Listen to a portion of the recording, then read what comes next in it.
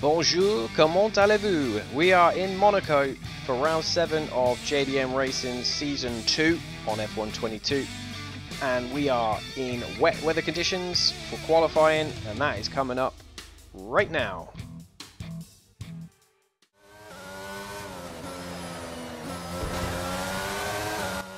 Into Q1 on board then, and coming out of Tabac, we've just smashed it into the barrier and done a bit of damage to the front wing, so the lap time is going to be negated a little bit on this one, but because it was towards the end of the lap, I'm hoping it's not going to be too bad. So let's see where it brings us out as we cross the line.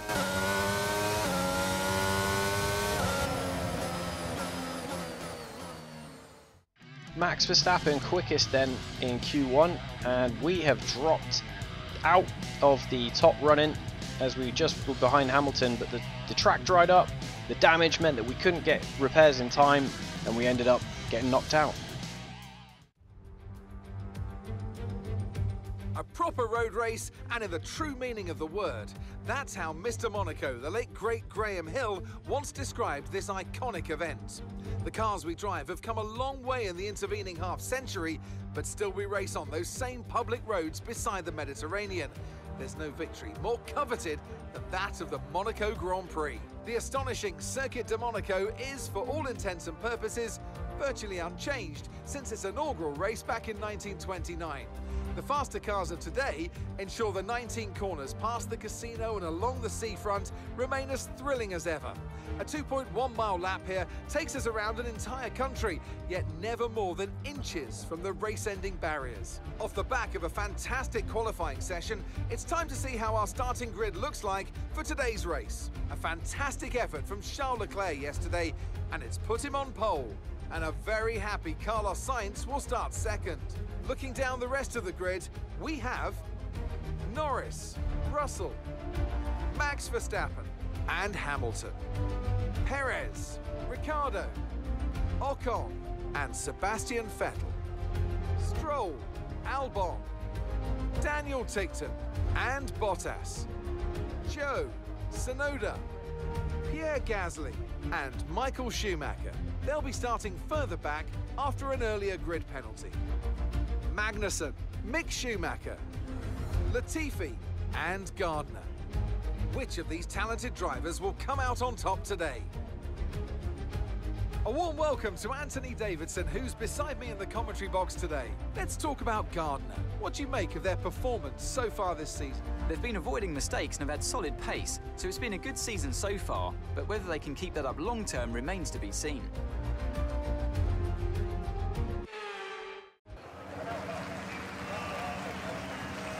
As the formation lap gets underway, the cars will begin their journey climbing high through the town before dicing down to the harbour side of Monaco. Arguably the most iconic venue on the race calendar due to its setting and, of course, the annual dose of glamour and drama. So Ferrari locking out another front row, and Lando Norris up there impressing in the McLaren again. We are going to have our work cut out for us today to get into anywhere near the top 10. Michael Schumacher would be in the top 10 but had an engine penalty, so has dropped from 8th to 18th. JDM as a whole, we are up against it this race weekend, and it's going to take a minor miracle for either of us to get up near the sharp end, but we're going to try.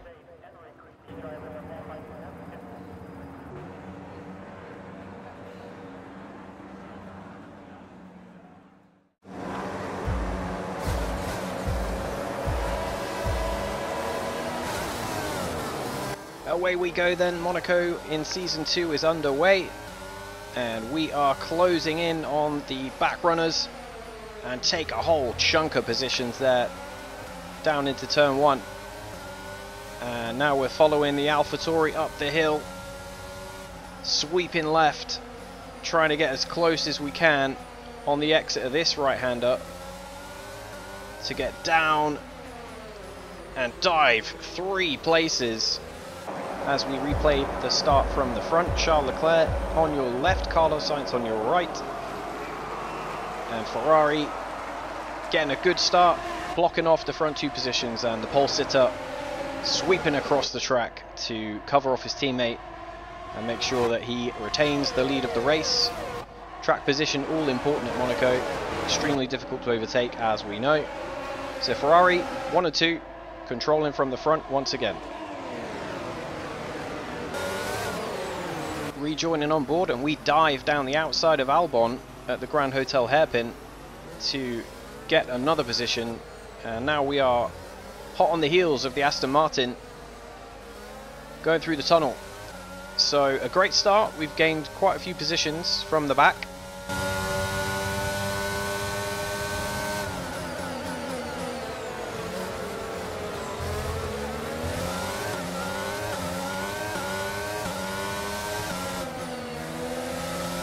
Been following Dan Tickton around for a little while now, and into Mirabeau we decide to take a chance and dive up the inside, and we get that position, and then look to move onto Valtteri Bottas in the Alfa Romeo,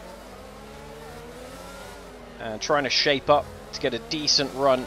We get a decent exit and then try and stay with him through the tunnel, and then coming down, braking into the Nouvelle chicane, we decide to chuck a dive bomb, really aggressive, and get another position. Nice move, good job.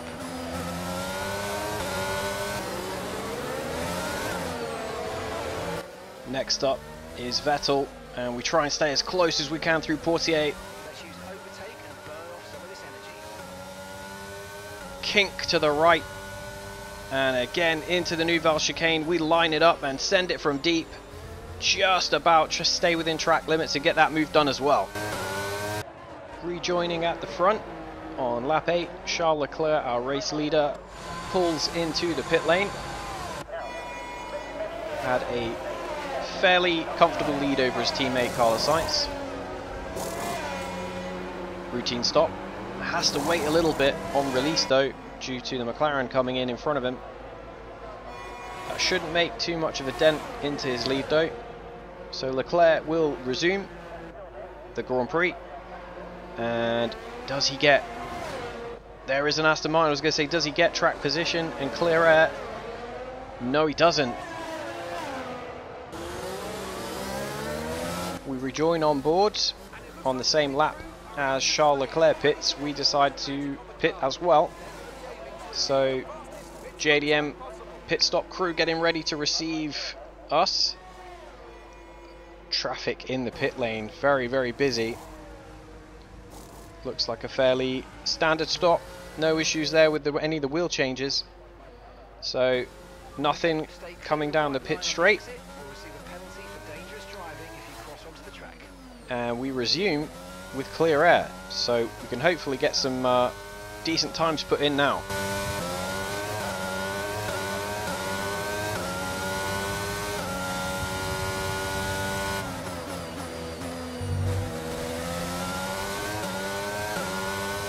Going past the pit lane there, we see that our undercut has worked and popped us back out behind Lance Stroll in the Alpine. So we're going to focus our efforts on getting past him as quickly as we can. And the gap behind us is 3.6 seconds. And we take a big chance into the Grand Hotel hairpin, get the move done, but we risk damage there. Oof, close one that. Carlos Sainz, after having taken the lead from his teammate in the pit stop cycle, has now rejoined behind. And this is a key moment in the race because Daniel Ricciardo on the medium tyre in that first stint, we got stuck behind him for a good chunk of laps. So it was key that we get in front of him during the pit stops, and we've done that. So now we can push forward.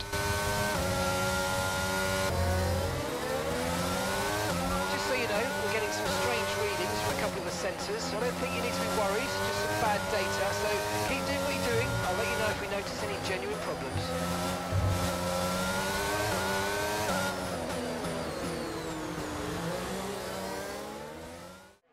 Joining our race leader on the final lap, coming around the last couple of corners, Charles Leclerc looks set to win his home race for Ferrari and take his 4th win of the season.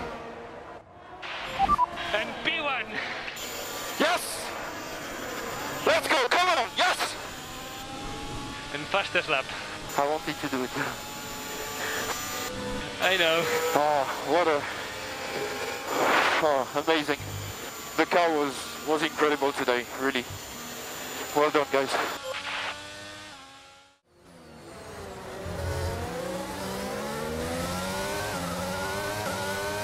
Our race then in these last few laps has been pretty uneventful, so we end up following in behind Perez in the Red Bull.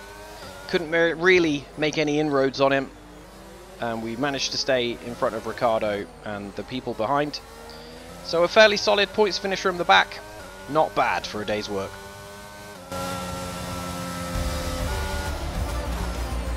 And that's the end of the race. We'll see you in Parc Fermé.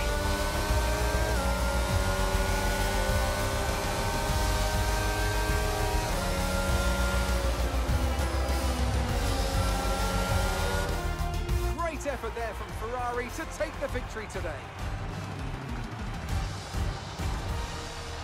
Talk to me, Ams. What was it that set them apart from the competition today? Well, time management probably played quite a large role in the outcome of this one. As ever, it's not just about speed, it's all about maintaining that speed consistently over a stint, over a race distance.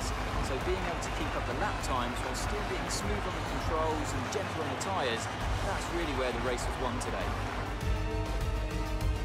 And here we are, a team that is no stranger to the podium, taking their place on top once again.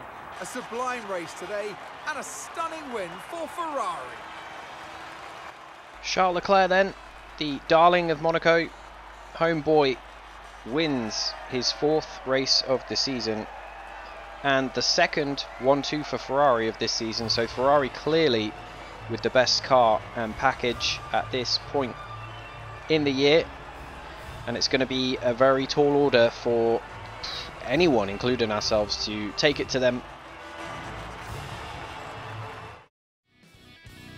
Alright, let's break down the results then. Charles Leclerc leads his teammate home for a 1-2, 2 seconds in front. He gets the fastest lap, an extra point for that as well. Lando Norris, fantastic result on the podium for McLaren. George Russell, Verstappen and Hamilton, not quite able to keep pace with the Ferraris. Ocon, Perez, ourselves and Stroll rounding out the points. And Michael down in 19th, that engine penalty really hurt him. As for the championship, Charles Leclerc extends his lead over Lewis Hamilton at the top, with us following in a little bit behind. JDM, solid 4th in the Constructors, but we want to close in on Red Bull as soon as possible. That's it for Monaco, but join us next time where we go to Baku. See you then.